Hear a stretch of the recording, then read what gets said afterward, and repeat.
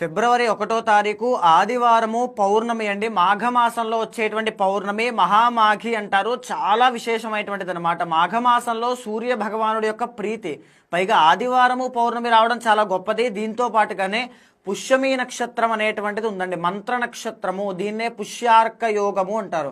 ఎంత గొప్పది అంటే ఎవరైనా చేసిన పాపాలు కడుక్కోవడానికి కానీ, లేకపోతే ప్రాయశ్చిత్తం చేసుకోవడానికి కానీ, కోరిన కోరికలు నెరవేర్చుకోవడానికి కానీ చాలా గొప్పది అనమాట. జాబ్స్ లేని వాళ్ళు కానీ, మ్యారేజ్ అవ్వట్లేదని వాళ్ళు కానీ, సంతానం కలగట్లేదని కానీ, లేకపోతే హెల్త్ ఇష్యూస్ విపరీతంగా ఉన్నాయనుకున్న వాళ్ళకి ఇది బాగా ఉపయోగపడుతుంది.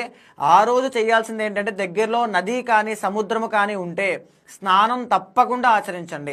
రెండోది ఏంటి అంటే, ఆ రోజున నాన్ వెజ్ తినడం కానీ, లేకపోతే చెడ్డ పనులు ఏదైనా చేయడం కానీ అస్సలు చేయొద్దు.